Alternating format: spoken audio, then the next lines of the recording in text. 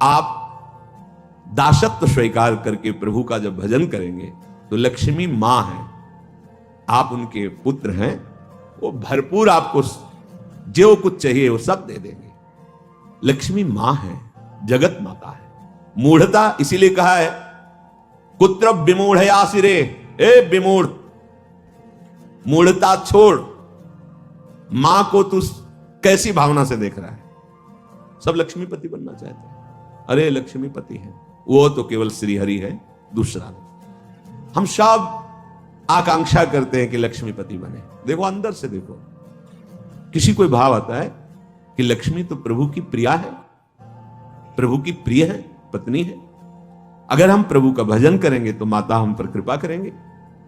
जब आप प्रिया प्रीतम के चरणों का आश्रय लिए वृंदावनाधीश्वर श्यामा श्याम का भजन कर रहे, तो क्या नहीं मिल जाएगा आपको?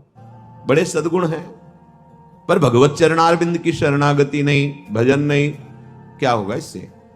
यदि आपका भजन नहीं बन रहा है, किम तत्वानुभवेन विष्णु भजन, प्रभु का भजन नहीं हो रहा, प्रभु के नाम में नहीं डूबे हो, क्या? पूज्यपाद उड़िया बाबा जहां बैठते वहां भगवत चर्चा शुरू करवा देते हैं।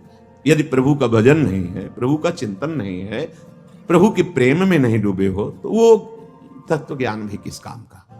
देखो, तत्व ज्ञान नानात्व को मिटाता है, पर जिस सत्य को जाना उसका चिंतन आवश्यक। आत्मज्ञान होना कठिन है, पर आत्मज्ञान हो सकता है। अगर आपको अर्थ चाहिए तो केवल भगवान का आश्रय ले, दूसरे का नहीं। अब ये कोई छोटी मोटी बात नहीं, देख लीजिए अंदर से।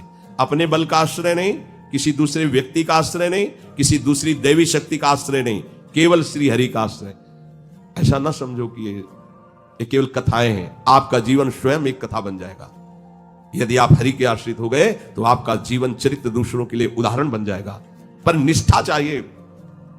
ये भक्तजनों को ऐसा ना समझो फटे पुराने कपड़े पहने या ऐसे घूम रहे हैं, बड़े अभागी हैं। हम तो बड़े भाग्यवान हैं क्योंकि हमारे पास सारा ऐश्वर्य है। ऐसा ना समझो उनके भाग्य में ऐश्वर्य बनाने वाली मशीन मिल गई है, श्री हरि।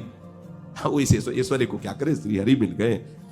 अब इसमें सूक्ष्म बात यह है कि अगर हम केवल भगवान से धन चाहेंगे तो धन मिलने पर भी हम माया में नहीं फंसेंगे।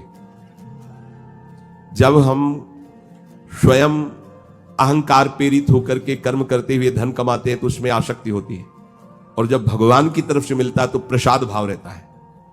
इसलिए वो धन के राग में न फंसकर प्रभु की तरफ ही खिंचता चला जाता है। कितने कृपालु प्रभु, कितने कृपालु प्रभु। और धनाभिमानी, देहाभिमानी, मैंने ये किया तो इतना लाभ हुआ, मैं इसको ऐसे भोगूंगा, अब ऐसा करूंगा तो इतना और लाभ होगा।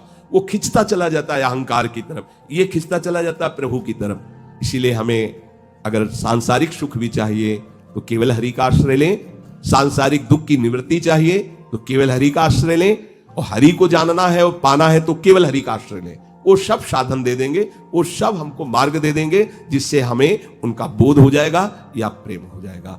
बहुत सरल भगवान ने बता दिया। अब भी समझ में ना आवे तो आप जाने। हमारी यही तो चाहे है, हमें धन मिल जाए, हमारी दुख निवृत्ति हो जाए, हमें ज्ञान हो जाए, हमें मोक्ष हो जाए, सब हो जाएगा।